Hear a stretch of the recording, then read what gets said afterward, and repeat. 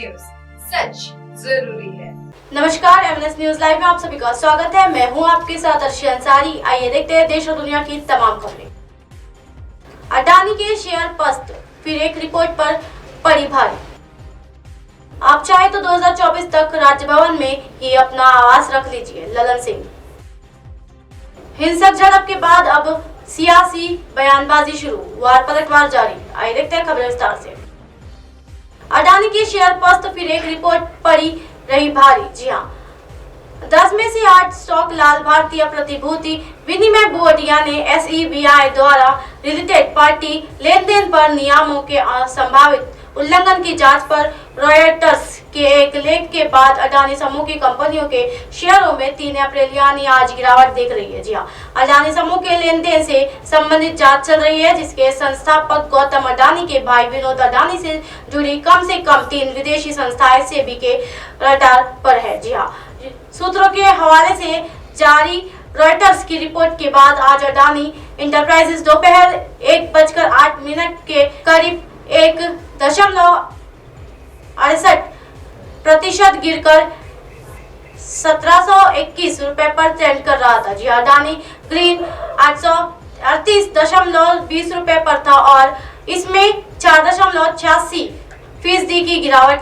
थी। वहीं अडानी पावर 1.17% की गिरावट के साथ 189.35 रुपए पर था। अडानी पोर्ट्स में 0.88% की गिरावट थी और वो 636.65 रुपए पर आ गया था। अडानी ट्रांसमिशन 5% पर लुढ़का। जी हाँ, अडानी विल्मर भी 2.44% नीचे कारोबार कर रहा था। ये 395.95 रुपए पर आ गया है। जी अडानी टोटल गैस करीब 1% टूटकर 859.45 रुपए पर था, तो वही अडानी ट्रांसमिशन 5% लुढ़क कर 443.40 रुपए पर आ गया। जी हाँ, दूसरे ओर एसीसी में 2.39% तेजी है और ये 1707 रुपए पर ट्रेंड कर रहा है। अंबुजा सीमेंट भी 2.39% की तेजी से साथ 374.30 रुपए पर था, जबकि 3% से अधिक की गिरावट थी और ये 185.70 रुपए था। जी हाँ, क्या है मामला? विचारधारी 3 ऑफशोर संस्था मैरिशम स्थित Kunal trend and investment limited और gardenia trend and investment limited और दुबई में इलेक्ट्रॉनिक्स इंफ्रा कथित तौर पर 13 वर्षों से बंदरगाहों से बिजली समूह की गैर सचबुद्ध सहायक कंपनियों के साथ कई निवेश सीधे सौदों में लगी हुई है। जी हाँ, रिपोर्ट्स में दावा किया गया है कि विनोद अडानी या तो इन संस्थाओं के एक बेनिफिशियल मालिक या निदेशक के रूप में जुड़े हुए हैं। सेबी इस फाइल की जांच कर रही है कि क्या ये कनेक्शनों का खुलासा करने में विफलता को नियंत्रित करने वाले नियमों का उल्लंघन है। क्या कहता है कानून? जी हाँ, भारतीय कानून के अनुसार प्रत्यक्ष रिश्तेदार, प्रवक्ता समूह और लिस्टेड कंपनियों की सहायक कंपनियों को संबंधित पक्ष माना जाता है। एक प्रोटर्स ग्रुप को एक यूनिट के रूप में परिभाषा किया गया है। जी हाँ, जिसकी लिस्टेड कंपनी में बड़ी हिस्सेदारी है और कंपनी की नीति को प्रभावित कर सकता है। जी हाँ, ऐसी संस्थाओं के बीच लेन देन को एक्सचेंजों में नियामक और सार्वजनिक फाइलिंग में खुलासा किया जाना चाहिए और एक निर्दिष्ट सीमा दो ऊपर लेन देन के लिए शेयरधारक की मंजूरी की आवश्यकता होती है। जी हाँ, यदि इस तरह के मानदंडों का उल्लंघन किया जाता है तो शामिल कंपनियों को जुर्माना भरने के लिए कहा जा सकता है। जी अडानी ग्रुप ने क्या कहा? अडानी ग्रुप के एक प्रवक्ता ने रॉयटर्स को बताया कि विनोद अडानी परिवार के सदस्य है और प्रमोटर्स समूह का हिस्सा है। जी लेकिन ये किसी भी लिस्टेड अडानी कंपनी या उनकी सहायक कंपनियों में कोई प्रबंधक पद नहीं रखते हैं।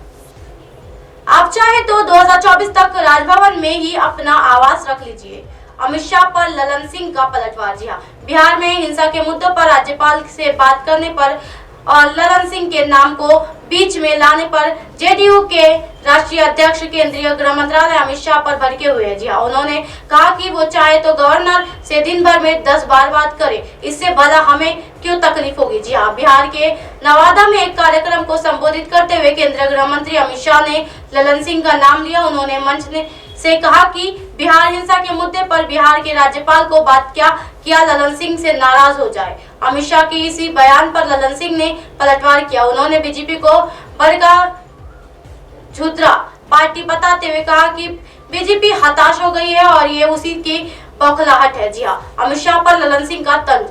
ललन सिंह ने अमित शाह के बयान पर सवाल उठाते हुए कहा कि देश ने देखा है कि कैसे बंगाल, केरल और महाराष्ट्र में राज्यपाल जैसी संवैधानिक संस्था का राजनीतिक उपयोग किया गया है।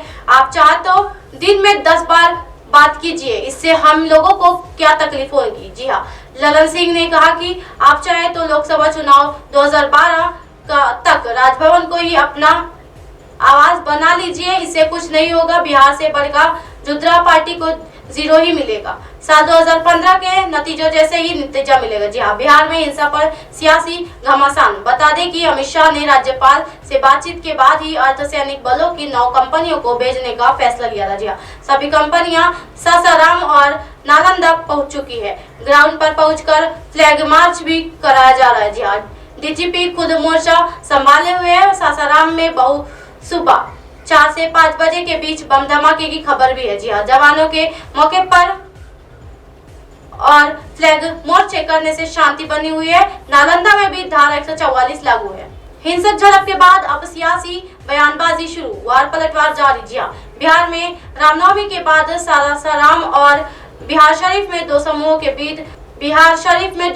के बाद हुई हिंसक झड़प और केंद्रीय गृह मंत्री अमित शाह के सासाराम दौरे के रद्द हो जाने के बाद सियासी बयानबाजी तेज हो गई है। जी हाँ, इस बीच शाह के नवादा दौरे पर संबोधन के दौरान बिहार सरकार को इस मामले में आड़े हाथों लेना सत्ता पक्ष को नागवार गुजरा है। जी हाँ, जिसके बाद सत्ताधारी दल मुखर हो गए हैं। बिहार में सत्ताधारी जदयू के अध्यक्ष ललन सिंह ने सोमवार को कहा कि जुमलों और झूठे वादों को कारण भाजपा के अपने विश्वसनीयता को खो दी है। जी हाँ, चुनाव पूर्व जनता के किए गए वादों को सत्ता में पहुंचाने जुमला कहते हैं। जी हाँ, महंगाई पर चर्चा नहीं होती। उन्होंने कहा कि बेरोजगारी दूर करना तो छोड़िए, सब सरकारी सेवाओं से नियुक्ति पर प्रतिबंध लगा देना और देश के सबसे बड़े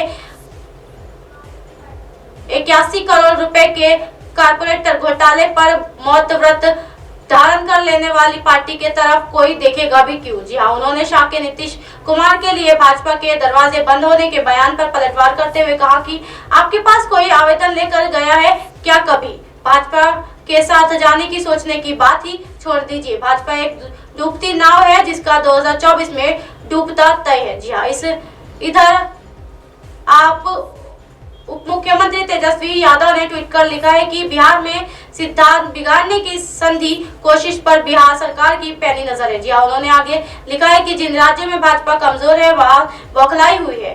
एक उपद्रवी के चिन्ह कर कठोरतम कार्रवाई की जा रही है। भाईचारे को तोड़ने के किसी भी भाजपाई प्रयोग का हमने हमेशा माकूल जवाब दिया है और देते रहेंगे। इस बीच जी हाँ, भाजपा ओबीसी मोर्चे के राष्ट्रीय महामंत्री एवं बिहार भाजपा प्रवक्ता निखिल आनंद ने कहा कि बिहार के मुख्यमंत्री नीतीश कुमार बहुत खुश हो गए क्योंकि भाजपा